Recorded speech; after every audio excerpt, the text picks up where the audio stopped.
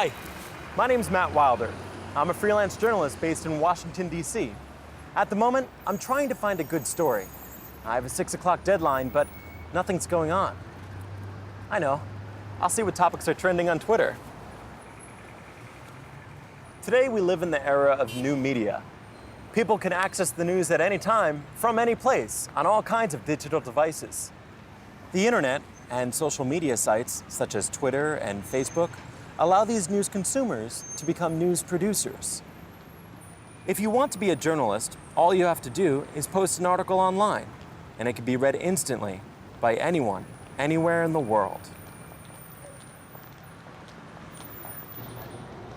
Journalism has changed a lot during the first days of the newspaper, and most of these changes have been driven by technology.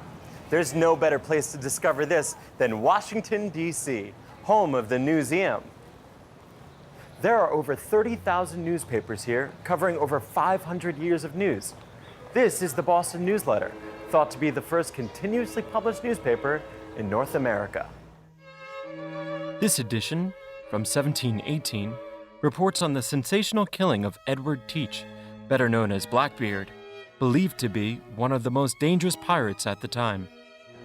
Reporting in the early days of journalism must have been very difficult. Journalists would ride their horses to the nearest town that had a printing press. Their reports were then published in a newspaper, which was often just a single sheet of paper, and distributed on horseback. The roads were bad, so it was very difficult to send news over long distances. By the time most people read these newspapers, the news was often very out of date. This all changed when the first telegraph line was built in 1844. Suddenly, journalists could send stories quickly. The telegraph is said to have revolutionized news reporting. This new style of journalism came just in time for the American Civil War. For the first time, news could be sent at the same time as battles were being fought. War correspondents, and the stories they sent, became very popular. But there were still problems. These war reports were very biased because journalists represented their own side in the war. There was no objectivity, and reports were usually censored by the army or the government. So stories were often inaccurate, and sometimes completely wrong. It wasn't until the invention of radio and television that news could be broadcast live. This completely transformed news and created the age of the mass media, where news could be communicated to a huge audience. Throughout the 20th century, demand for news stories increased, and news technology continued to advance. By the end of the century, there were hundreds of cable TV channels, lots of 24-hour news channels, and the internet had been invented. Suddenly, we were in the information age.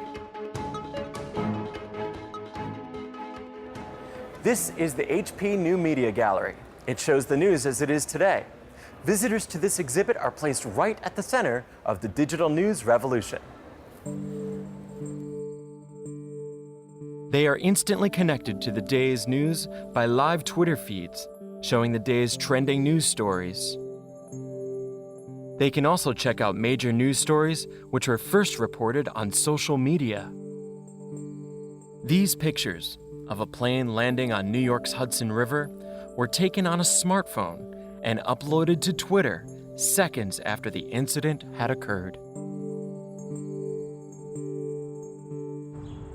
Speaking of smartphones, fantastic. A tweet from the White House. Oh, there's a big announcement in 25 minutes. I better go. Bye.